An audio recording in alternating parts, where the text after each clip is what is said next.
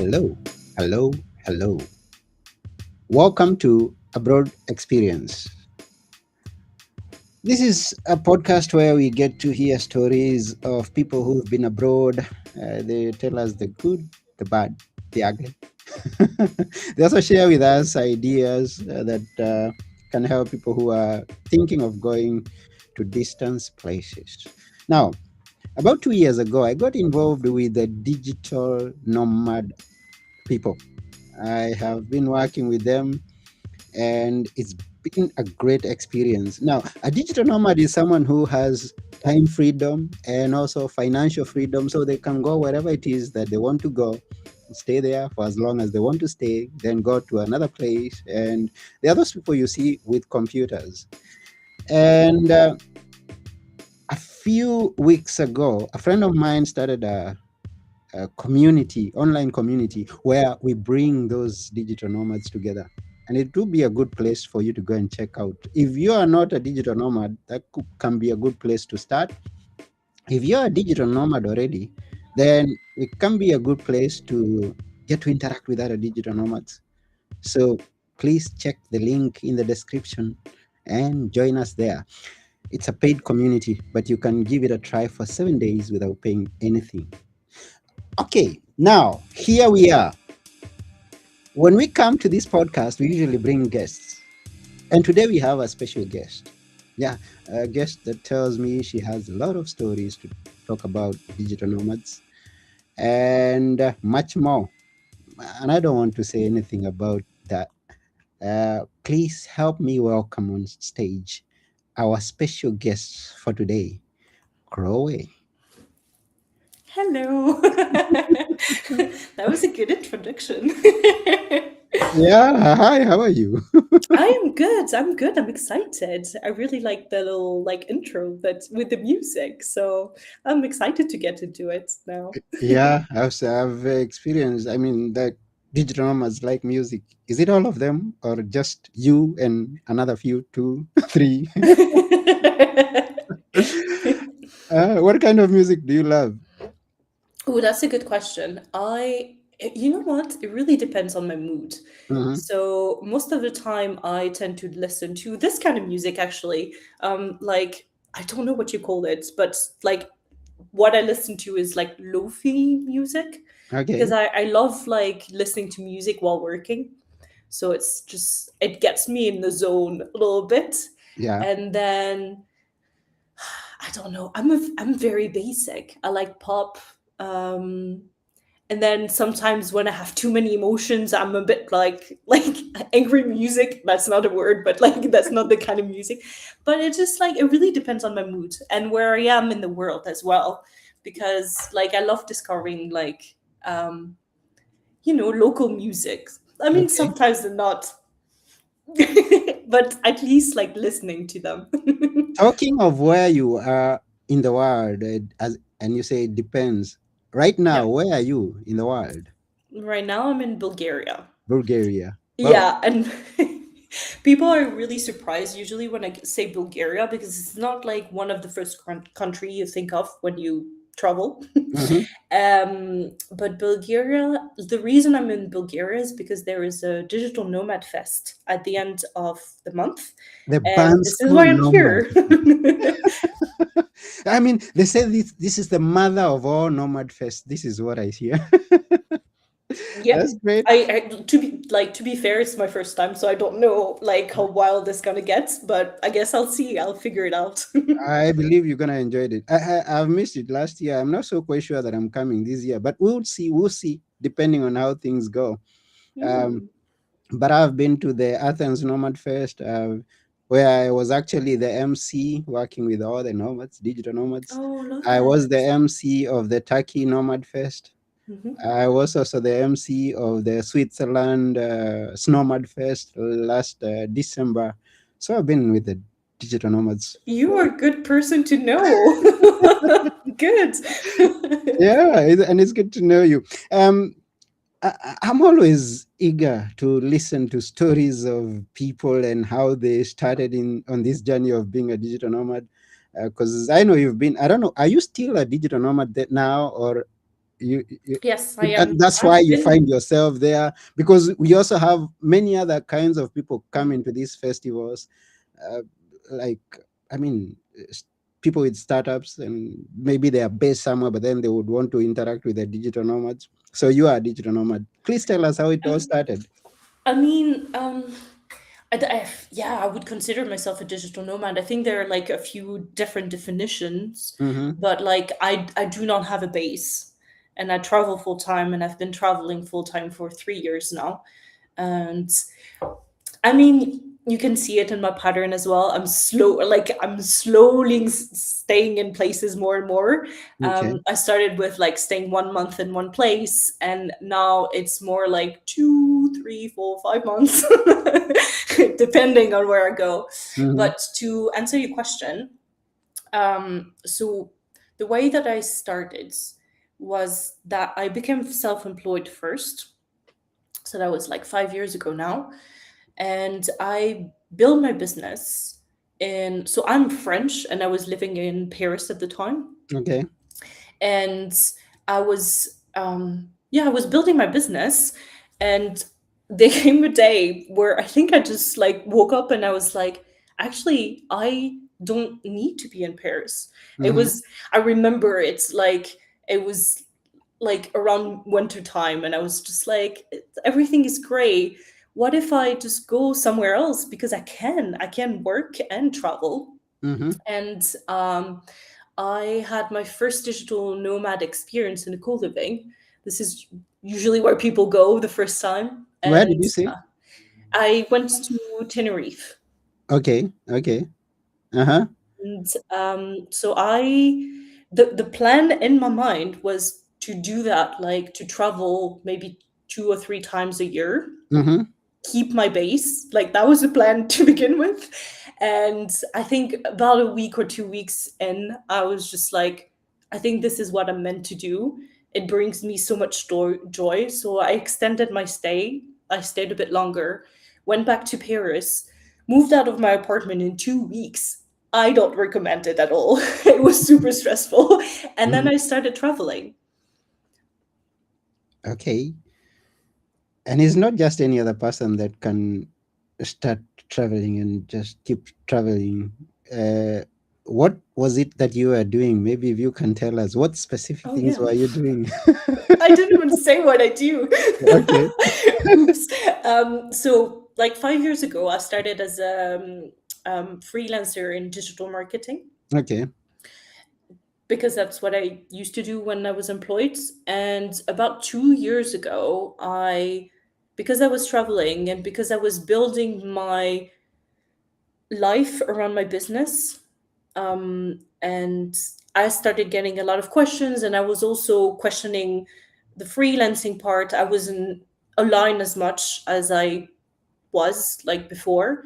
So I like people, and I like helping people in general. Mm-hmm. So that's why I became a business coach, a Business. freedom first business coach. That's what I Okay. call myself. That's good. Mhm. And you have been in interaction with all kinds of people who are now, even before we go there, now Mhm. is your first time for the Bansko Nomad Fest, but have you attended any other festivals with the nomads? Or any other, I mean, have you interacted with the nomads, other nomads? Because you can be a nomad, a solo nomad, going where it is that you Oh, go by your yeah. own, but then you can also have interacted with a lot of other nomads. Have you? Yeah, I think Hmm. that was one of the main reasons why I became a digital nomad, because I feel like it's so much easier to make friends than when you stay in one like spot. Like Hmm. obviously it's a very strong friendship, and then you go your separate ways. But then you meet again, and that's how you build the friendship. But I actually met my partner while traveling. Whoa. Yeah. Uh-huh. That's good. So that was about 2 years ago, a little Hmm. over 2 years ago. And we met in a co living in Madeira, and he was not a digital nomad. So it was like, yeah. So I was like, hey, I'm traveling. I don't do long distance. Do you want to join me?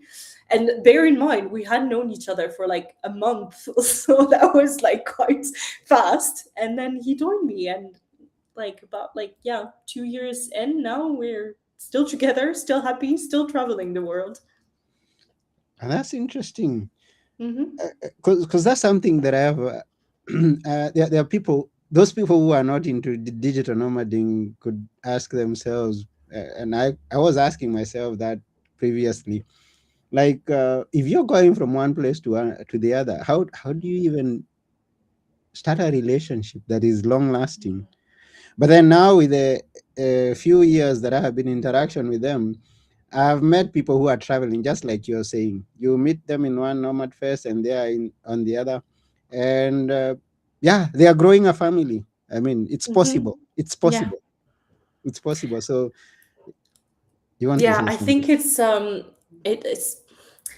I don't know. I've had many conversations about like relationship and digital nomads, and I feel like a lot of digital nomads actually themselves believe that they're running away from something, and that's why it's so hard for them to build a relationship. I think it's just, I mean, it's not completely untrue, but it's also like it's you meet so many great people, and you also know you're not necessarily going to see them again. So it's also the way that I think the reason, one of the reasons that my relationship worked is because I just kind of told him right away, this is what I want. Are you able to give that to me? And if not, that's okay. But then it also makes it easy when you're a digital nomad to go your separate ways. And it Mhm. kind of like failed, but I was just willing to give it a try. We were both willing to give it a try. And and I think not even just relationship. I think weirdly enough, being a digital nomad can feel a bit lonely at times, because not because you're alone, because you're never Mhm. truly alone, but because you keep having the same conversations over and over again. Like, where are you from? What do you do? Um, and yeah, all those questions. But I think if you keep in touch with the people you liked, not everyone, but for example, I met this couple in where was it, in the Azores, and then I saw them again in we actually booked a place, like we booked an Airbnb together, and we lived 2 months together in Sri Lanka. So it's also like, if you keep in touch with the people you like, then you can also make great connections. Mhm. That's beautiful. Hmm. Now, our podcast gets listened to by all kinds of people. We have people who don't have an idea who is a digital nomad, and we also have people who are digital nomads and are doing something, but then maybe they are stuck in one place or the other. Let's start here.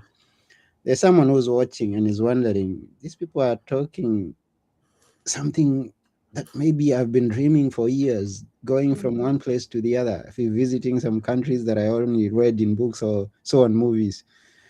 How would you ask, or how would you advise someone who's not a digital nomad right now, but maybe dreaming to become one? How do they start? What do they identify they can do to free themselves and maybe have financial freedom and to be able to travel? Oof, big questions. Big question, big question, yeah. I think so. How do you become a digital nomad? I think it's just start with a small step, because, like, for me, I would never become a digital nomad if I would have been like, okay, I leave my flat and I just go somewhere.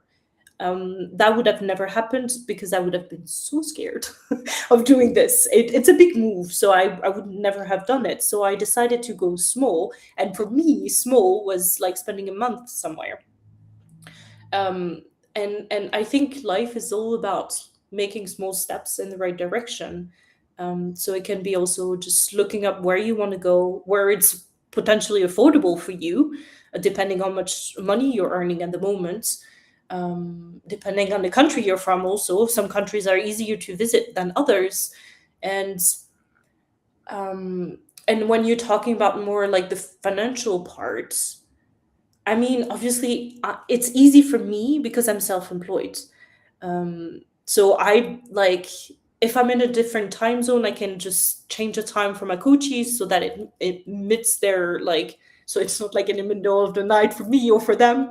Um, but truth is, most of the digital nomads that I have met, and I don't know if it's the same for you, but most of them are actually employed. They have a job that, and that really surprised me when I became a digital nomad. I thought people would be more like me, Mm-hmm. but most of them have a job, and it's just that job enables them to travel. Mm-hmm. And obviously, like the people that I meet, they're working online, like all of them. Mm-hmm. That's the only kind of way for you to be able to travel and have that freedom, because like if you're traveling, and I mean we're not on holidays, you know, we gotta work. So it's not like I'm not working from the beach. Well, in Bulgaria there's no beaches, but I'm not like spending my time on the beach with like a little coconut. I'm like, right now I'm in a co-working space and I've spent my whole day at the co-working space. So it's also, it's not, it's that is real life as well. Like I'm not always outside, always traveling or always exploring. I also have this part of my life where I'm a normal person. You know. Yeah, exactly, exactly. Maybe I think you're on a working holiday. That's we can say that. Yeah, yeah, because my 'Cause- weekends I do something like when I'm not working. It doesn't have to be weekends as well, but like when I'm not working, I'm exploring. And like, yeah, yeah, that is probably closer to the truth. But then sometimes also I have weekends where I'm spending time in the flats and I'm not doing anything because I'm Mhm. tired and I want to rest. Mm. And that's the good thing with being a freelancer, that you can choose what to do, when to do it, when you're self-employed. And I guess now we're gonna learn more from your experience. I have actually met all kinds of them, those who are working remotely and those who have their own businesses they're running. And when we meet in those places, they are busy all day. And also those people who are employed, they're busy, but they set aside that time that we have to maybe have a talk together, or maybe we have an extra curricular, and they are available, then they will join us. So it's mixed. It's mixed. Yeah. Now we're gonna take advantage of you who has something working on for the on their own. I mean, Hmm. you're self-employed. Yeah. Tell us how to go about it. How do I identify something that I can make my business, and how do I get it started? I mean, we may have covered that a bit, but then how do I identify what I can make a business that can allow me to travel also? Uh, I mean, I think it's obviously it is a hard question. I think it's all about maybe writing down your skills, your skill set. What do you know how to do? But not just that. It's like, what do you want to learn? What do you want to do? Like, it's like, because there's a difference between the skills that you currently have and where you want to be. So Mm-hmm. if you're like, I don't know, I'm going to try to find an example, but like if you like repairing things, or like this is your skill set, that might not be the most useful. You never know, because even co-livings might need like a little bit of fixing. So you never know, even for that. But it's like, oh, but I want to learn about social media. Then like take the time to learn this. And I think I would add a third part where it's like you need to go where the market is. So it's good to want to do, to use your expertise, your skills. It's good to do what you love, but it needs to also answer a need from the market. There is like, otherwise people are never going to buy from you or hire you, or you know. Yeah, now we are talking about maybe building an online business. So if you're repairing things, then you may need to find another thing that can allow you to move, because when you're Yeah. repairing things, maybe you're stationed in one particular place where people have to come to find you. But then when you have an online business, maybe you're selling things online, maybe you're, like you mentioned, social media, you become a social media manager or something like that, that can allow you to work from anywhere. Uh, Yeah. that's my guess. And we'll go straight into something that you're passionate about, and this is helping those people. Once you identify the business that you want to do, how do you actually start to be paid? How do you determine how much you're gonna be paid?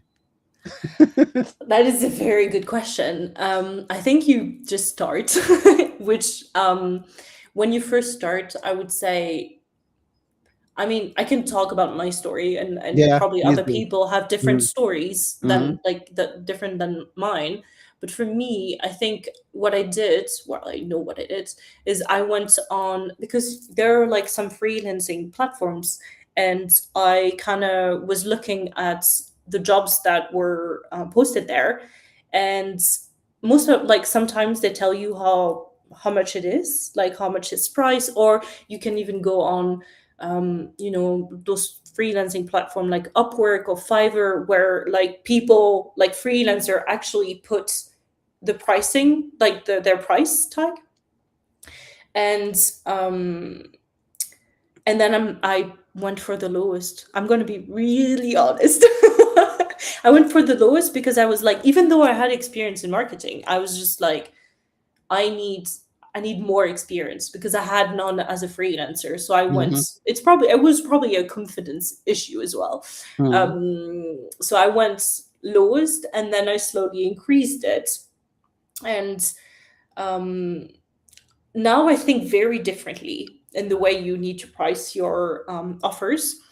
What I think is like, obviously, like you need to provide value, otherwise the pricing doesn't make sense, because Mm-hmm. it's not just about putting a price tag and be like, I'm not going to offer anything, like I'm going to do something really small, and then your client is going to be like, what do you mean? Like I want more, like for the price that I paid. But if you remove that part, it's all about like how much money do you want to be making per month, and that includes like if you want, and I would encourage you to take time off, like if you want to take time off, like how many days out of the year, for example. And then you need to remove the taxes, and you also need to kind of see like, okay, how many clients can I take at once? And the reality of it all is like freelancers, on average, in general, have 2 to 3 clients at a time. So if you keep that in mind, like the pricing that you want, the amount of client you can have, minus like the taxes and the days off, and that's how much you should price your offer for. And then that's on you to learn to sell it and to position it as like value. Mm. The kind of freelancers that you've been interacting with, what do they do? I mean, because that's also another part of where someone can start, someone who's not into it. Good question. I think a lot of them are in marketing and in different parts of Mm-hmm. marketing. So it can be copywriting, it can be more specific in terms of like ads or social media. Um, and then there are a lot of devs as well, I would say. Mm-hmm. Trying to think about like my friends, designers, and then also you have the random people. Um, like I have friends who are teachers. Like they're teaching, like she teaches French and Mm-hmm. teaches Spanish, and they do that online. I Mm-hmm. have met a psychologist, like who was like um teaching from like, well, obviously it had to be private, so he had his own room to like take the calls. I'm trying to think of like random people that I've met, like not random people, but random jobs. Yeah. Um, I mean, also a lot of people volunteer. That's not really job specific, but it's also a nice way to get started. I did volunteer for a little bit. I volunteered once um, because I just wanted to try it out, and then so you stay for free, and in exchange you need to work depending on who you work with, but you can. Um, you can work like 2, 3, maybe 4 hours per day, and then you have 2 days off. Obviously, you're not earning money, but at least you get to experience the digital nomad lifestyle. And yeah, I'm Yeah. trying to think of other people, but yeah. Yeah, and I think that's a good path. When you, because you talk of volunteers, and I've talked with people uh, who maybe have gone through college, they have a degree, and then now once they have their degree, they want the first job coming to be paying them thousands and thousands. Yeah.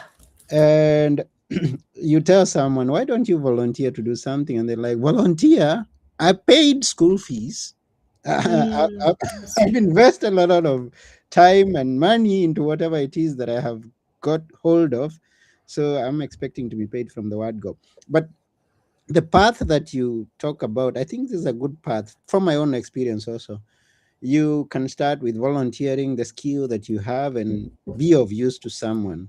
And then when you start charging, like you talked about, when you go to the other platforms, start at a lower price so that you get quick acceptance. And the first acceptance, the second, third, you gain that courage, you gain that momentum, and then you can keep going.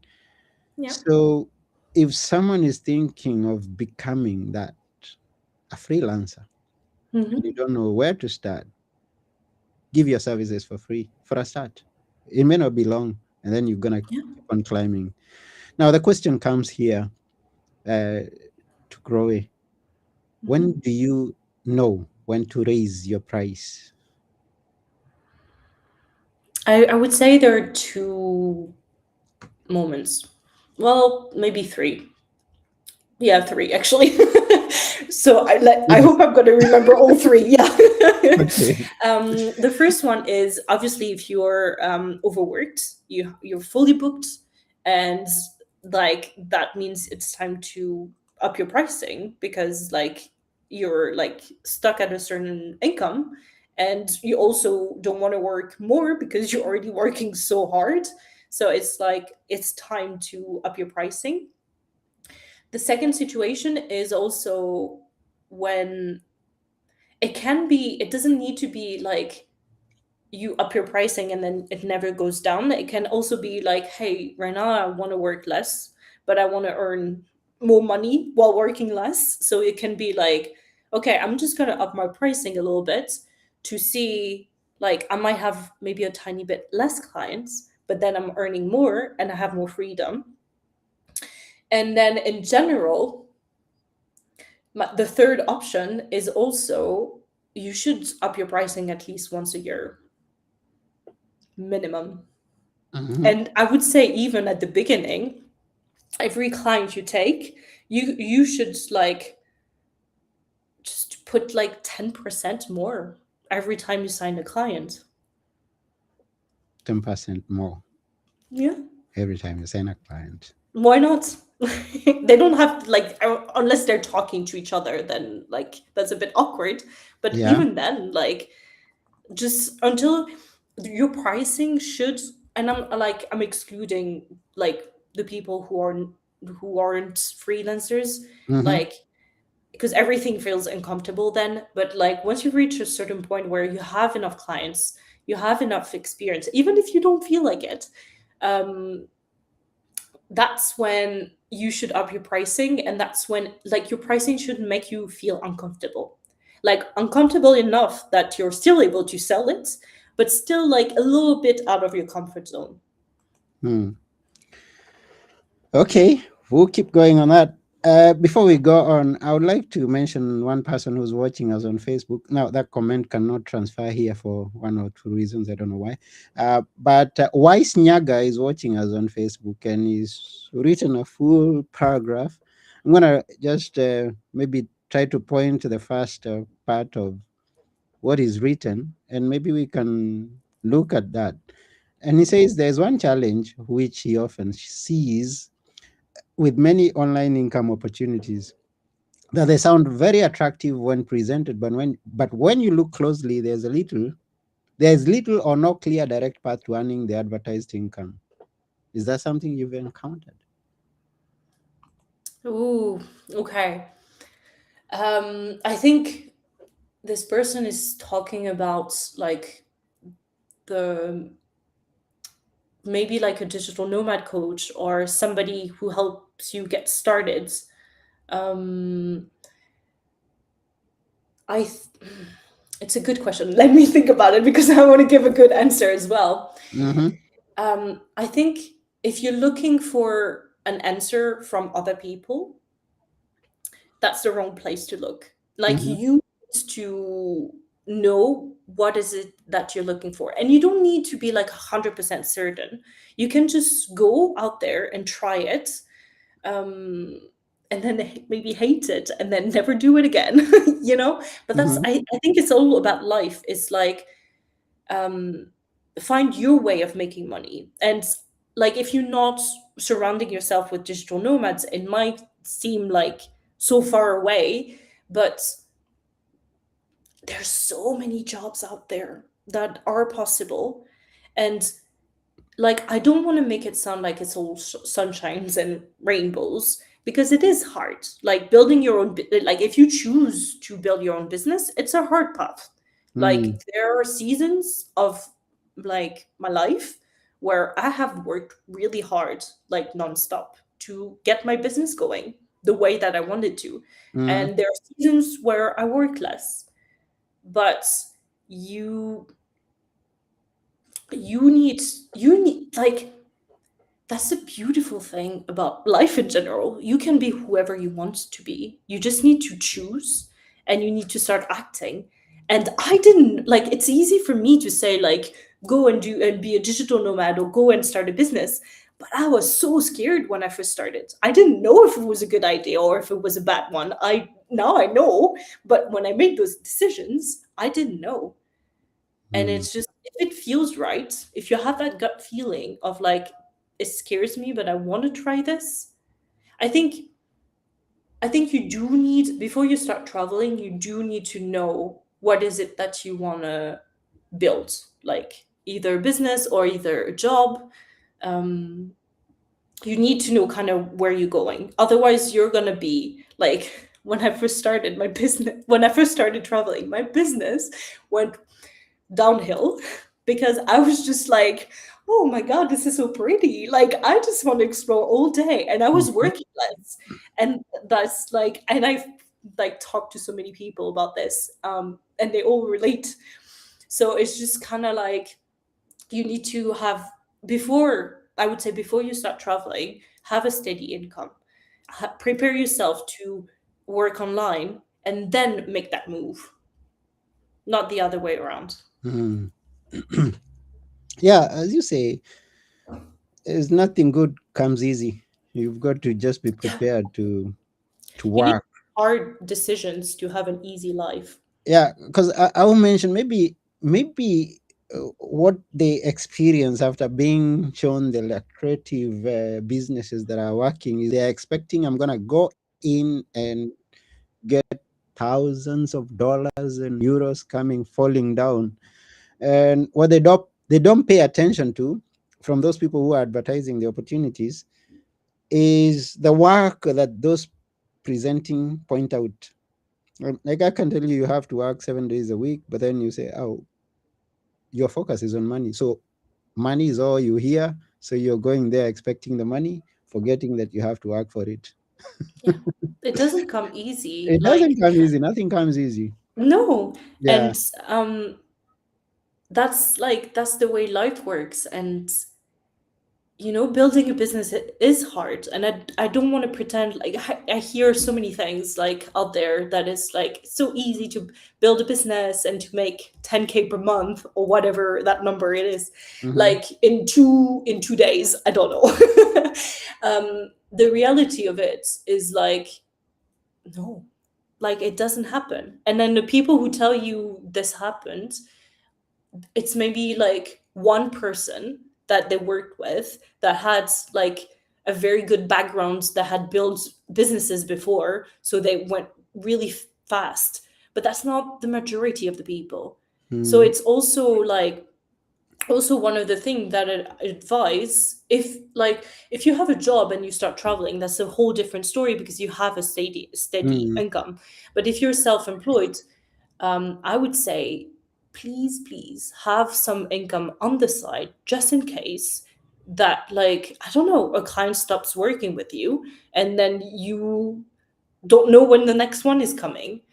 So it's like, I tell people like about 6 months worth of income. It also depends where you're living and stuff like this, so it's not a fixed amount, but have some money on the side. Don't start traveling with no money. Or just backpack then. That's also fun. But if you want to make it long time, that's the like choose the right job first and then go on travel and the money part. Yeah. mm. Yeah, and something that you mentioned previously, briefly, like be with people who are doing it so that you get to learn. So that's a good advice. Hey, and that reminds you that I have a platform now I'm promoting, the one that I mentioned in the beginning, where digital nomads come together. So if you are listening to that and you don't have contact with the digital nomads or freelancers, that's a good place to be. Check the link there. But also, you may choose not to go and meet strangers that you don't know. Now, you're listening to Chloe right now. She does coaching. Reach out to her. Ask her to guide you how to get started and be the accountability partner, because that's one of the big things that let people down. I have a big dream. I get started today and tomorrow I throw it away because I have some other things that are occupying my time and mind. So get someone like Chloe to be there with you. Um, there's a tool you're sharing, and maybe it goes together with what we were just discussing previously about pricing. Tell us how it works, because I saw a link and I'm gonna send people to that link, so they may have an idea of what they're gonna expect there. Tell us how it works. Um, yeah, so it's a pricing calculator. It's a tool that I built myself and that I offer for free and that I use also for my coaching. So yeah, you I don't know how long I'm going to keep it for free because it is it is a good tool. Yeah. um I'm a bit biased as well, but it's basically how to it's it's fairly easy. It's a bit harder to explain, but it helps you calculate how much you should price your offer for, based on your survival income goal, your good income goal, and your like best income goal. So you have all those. So it's not just like one price. It's also like depending on which season you're in right now, and it's based on, yeah, the taxes, based on how many days off you want to have in the year, and it calculates everything for you, so you don't even have to think too much. Yeah, don't think too much. Yeah.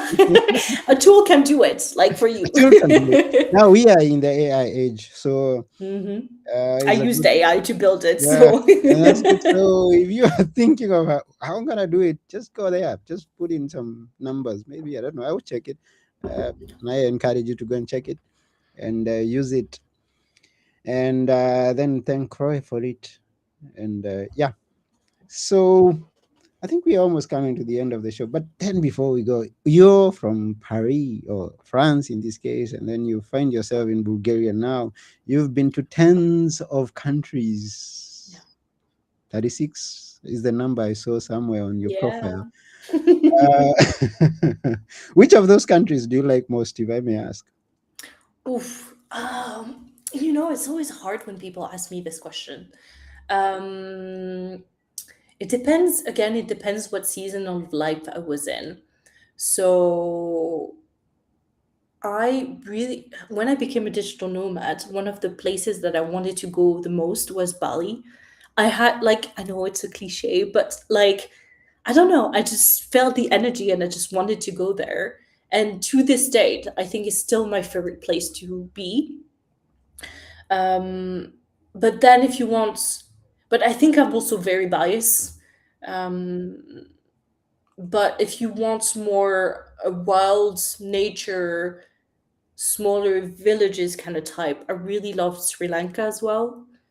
And if you're more into cities, there's a theme going on. I'm very much in in Asia, but like Vietnam is also super nice, and um, I know you asked like you didn't ask with that many answers, but also Morocco. Morocco is very beautiful, and I would say there's this. Well, it's actually two towns, Taghazout and Tamhat, next to Agadir. And the reason why you should go there is, first of all, the sunsets are gorgeous, but then also the community there is very nice. So my partner and I, we go there when we are more in like we want to meet people and we're more social. And then we go to other places where we don't when we don't want to meet people and we just want to have our like little us time as well. So many beautiful places you Hmm. mentioned. Yeah, we will make people start dream. I'm gonna see the whole world. I should move. I should go and see those countries that Go she's and do mentioning. it. So you mentioned Vietnam. It's being mentioned so many times these days. Have you been to Vietnam Nomad Fest? No, No. I we wanted to go, and then I don't know what happened. I think we just like the timing was not. We but like the way now we're building a bit different because we chose Bulgaria because of the Digital Nomad Fest. But before it was kind of like, oh, there is a Digital Nomad Fest, like. Hmm. So we were always a bit surprised. I think we tend to stay more like in co-livings in general.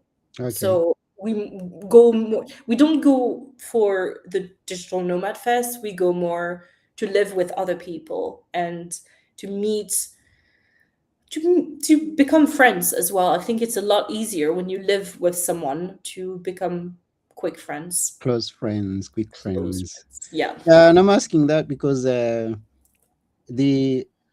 one, the person doing the Vietnam Nomad Fest, actually the Da Nang Nomad Fest, Yeah. happens to be the friend I'm talking about who started this online community. Yeah, that's So cool. him and a friend are from Greece. They are the ones who started the Athens Nomad Fest. And then they went to Vietnam and started the Vietnam Nomad Fest, which is now known as the Da Nang Nomad Fest. Yeah. Should give it a try. I haven't And been there maybe I myself. met him actually because I was in Da Maybe, Nang. Yeah, very maybe. likely, I don't very know. likely. He's Marcos. His name is Marcos. I do meet a lot of people, so I don't Okay, know. yeah, also meet a lot of people. Sometimes you That's a tell me problem things. of my life. Anyway, thank you very much for coming to this show. It's really an honor. Thank you for Um, having me. yeah, before we go, maybe there's something that you'd like to tell someone who's watching, whatever comes to mind that would be inspiring, or maybe, yeah, tell us. Hmm. Um, I would say there's this sentence that I say to my clients a lot is doubts comes from inaction. So the more doubts you have, the like actually the other way around. If you don't move, you're just gonna have so many doubts. And once you start moving, the things you like, your brain is trained to protect you. So whenever you step out of your comfort zone, the brain is like, don't do that. And whereas it's not that bad once you start moving. And if you want to reach your goals and if you want to live your dream, just start small step, one at a time. It's beautiful. It's beautiful. So beautiful. Yeah. The comfort zone is something that we like, but then we're going to not flourish when we just choose to stay there. We're going to take the risk and take a step after the other. And like, what's the worst thing that can happen? You don't like it, it doesn't work, you go back to your old life. Hmm. But at least you know. Yeah. So you have nothing to lose.